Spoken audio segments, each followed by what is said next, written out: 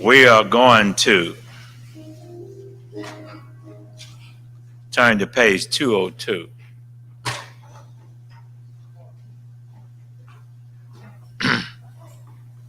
Page 202.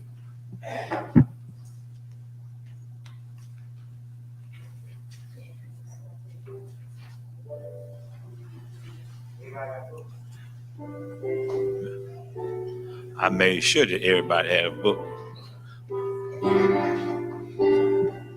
Did I not? I did. I did. No excuse. Those who can stand.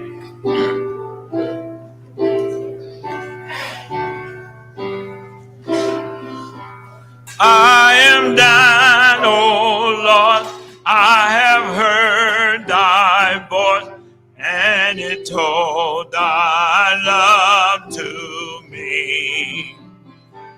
But I long to rise in the arms of faith and be closer drawn to thee. Number 2. Consecrate me now to thy service, Lord, by the power great divine. Let my soul look up with the steadfast hope, and my will be lost in thee. Draw me nearer, blessing, Lord, to the cross where thou hast died. Draw me nearer, blessing, Lord, to thy precious bleeding side. Oh, the pure delight of the sinner heart that before thy throne I spend. When I kneel in prayer and with thee, my God, I commune as friends with friends. There are depths of love that I cannot know till I cross the narrow sea. There are heights of joy that I may not reach till I rest in peace with thee. Draw me nearer, blessing, Lord, to the cross where thou hast died. Draw me nearer, blessing, Lord, to thy precious bleeding side. Draw me nearer, blessing, Lord, to the cross where thou hast died. Draw me nearer, blessing, Lord, to thy precious bleeding side. Let church say amen. Amen again. Amen again. And now we will have into the light by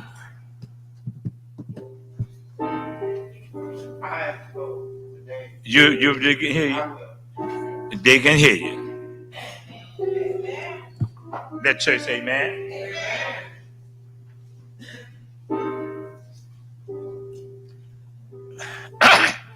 Good morning. Uh, Almost a month ago, the pastor had asked me would I uh, review the lesson today, and I told him yes. And I said, in fact, my words were, "I'll be glad to."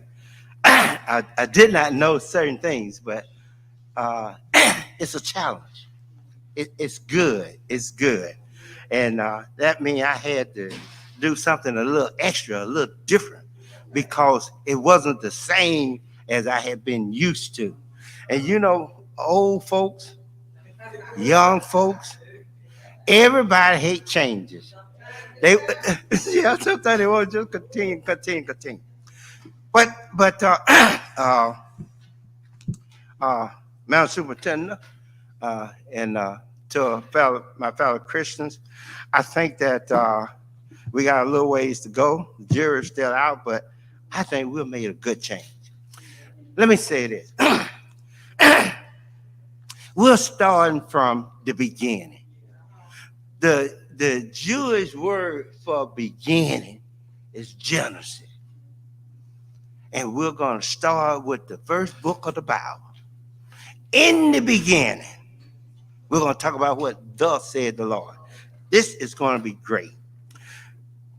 How many of you remember the old Negro spiritual, a charge to keep, a God to serve? Now, in my day when I was growing up, me and all the little kids, we used to just laugh at the old folks singing that song. Oh, but boy, they could do it.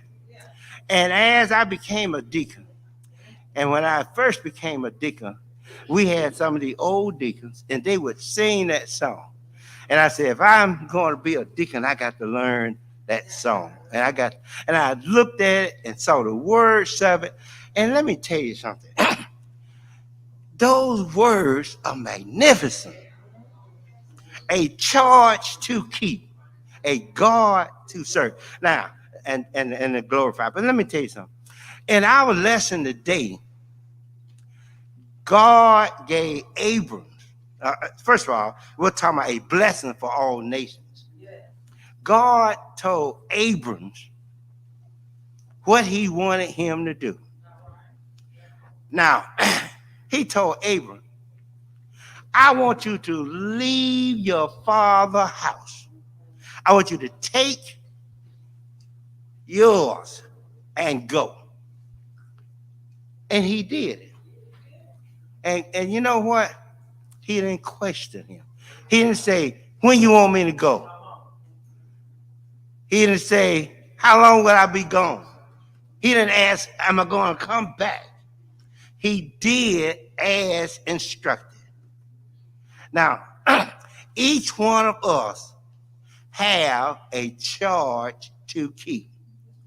You know, when we're baptized, they tell us things we're supposed to do after we are baptized, after we come out of the water. But when we become Christians, when we join the church, they tell us there are some things we should do. Every now and then, we got to change the old and go to the new. God told Abram, and every now and then I may use the word Abraham, but I'm talking about Abram. I'm not talking about Abraham. There's a difference. Same person, but there's a difference. God told him, I want you to go.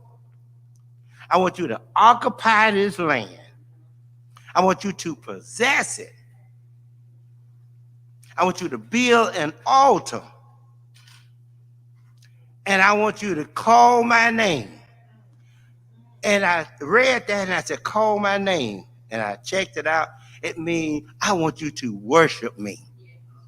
Now, the good thing about our lesson, it goes back and gives you the history. And it says that the reason why God wanted Abram to leave his father's house, because his father was one of those who believed in idols. And he wanted to get him away from that. And then there was some, everybody know what an atheist is. But I found a new word today, polyatheist. Atheist means one who believes there is no God. Polyatheists believe in many gods. But thank God I'm a Christian and I believe in one God, the God. And that's what we're supposed to be.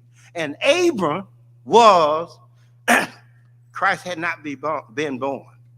But in modern day language, Abram did what thus said the Lord. Abram was a Christian. He believed in God. Now, the good thing about the lesson today, God made Abram certain promises. If you do what I said, I will do this. And Abram's response was to do exactly what God had instructed him to do. And as a result, God is still doing for his descendants what he told them, what he told Abram he would do. But now let me tell you something, and I want you to understand something. Every now and then, your mama, your husband, your wife, somebody you look up to, an older brother, older sister, may tell you to do something. And you might question it. But now, when God told him he was going to bless him, make him a father of nations, and make his children father of nations, you can't tell me you want to question that. Especially when you realize that Abram was 75 years old. He had no children. I would want to know, I made a one. And I would want to know how you gonna do that. Okay? And his wife was what, 2 years younger than him? 73 ain't gonna give birth? Now let me tell you something. You see, you got to have faith to believe that. You got to have faith. But let me tell you, Abram had faith. And that's the way we got to be. We can't question the unknown because it seems impossible to us. Nothing is impossible for God. So if you have faith and you believe in him, you know you're supposed to do what thus said the Lord. And he will take care of all of those things that you think are impossible. Now, Abram did what he said he would do. Now, what our lesson teaches us, and this is what I like about, Madam Superintendent, this is what I like about the new precept. You know, they compare Abram with Dr. King. And they said he had a charge to keep. And he did what he was supposed to do. He was killed for doing it. But he did what he was supposed to do. Now, the good thing about that is here we come. The lesson is over. We understood that Abram did what thus said the Lord. And we come to our day. And we know what happened in the past. What did we get from this lesson? Well, God got something for our future. You know, all the time, I would tell people, I'd be talking to, I don't know what the new generation going to do. I don't know about these young folks. Let me tell you something. Abraham, when he got started, he was 75. He had faith. The only thing I got to do is do what I'm supposed to do. I don't have to worry about the fact that I'm old. I just got to get up and do what I'm supposed to do. And that's what each one of us is supposed to do. And that's what our lesson tells us today. Don't worry about, you got all these excuses. I'm 81. I can't have children. Let me tell you something. Our lesson really tells us that we got to allow the Spirit to speak to us. And we got to understand what is being said.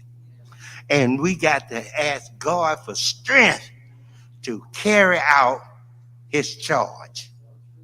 And what we got to do everything we possibly can do to keep that charge. Now, let me say this. You know about all the problems we have with young folks, all the killings, and it's not just Birmingham, it's all over this country.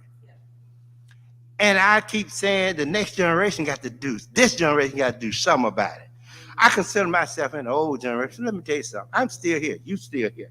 We got to do something now. And if Abrams can do it at 75, we can do it at our age.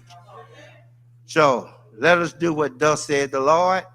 And if we really accepting God, we believe in him, he said we got the faith, we got a charge to keep. Thank you this morning.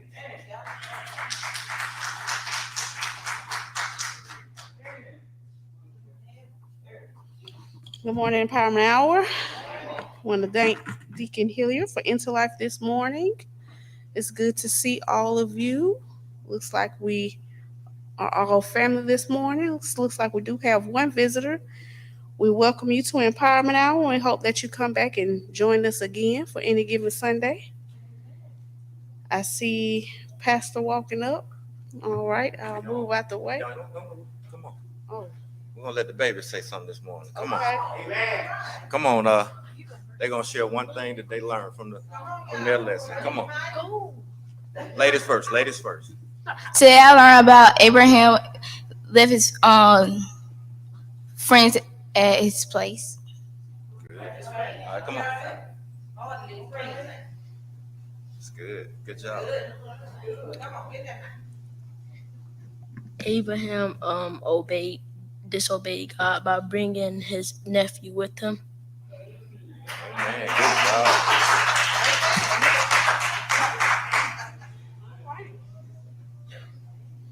All right. Well, let's continue to encourage our youth.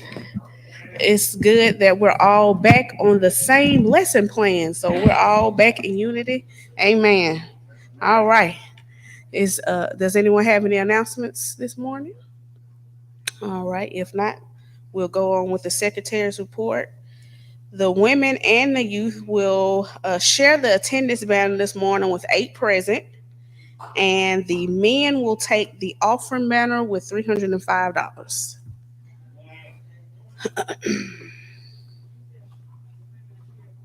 The youth.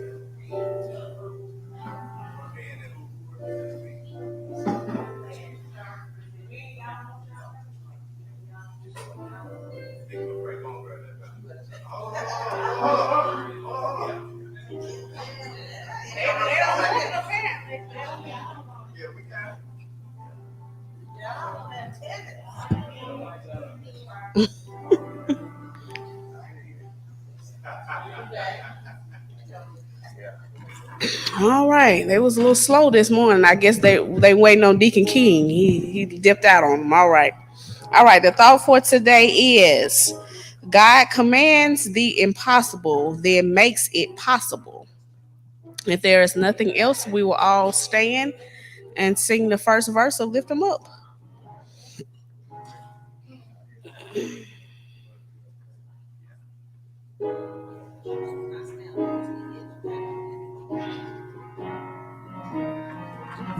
How to reach the masses, men of every birth, for an answer, Jesus gave the key. And if I be lifted up from the earth, I'll draw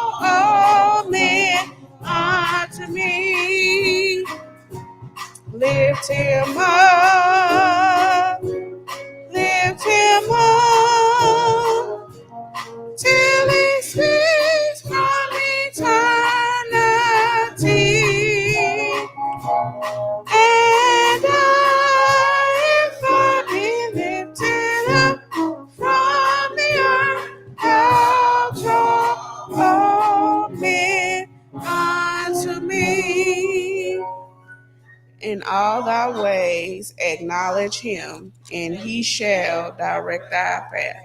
Amen. All right, I forgot one thing. It's good to see you, Brother Burrell, this morning. It's good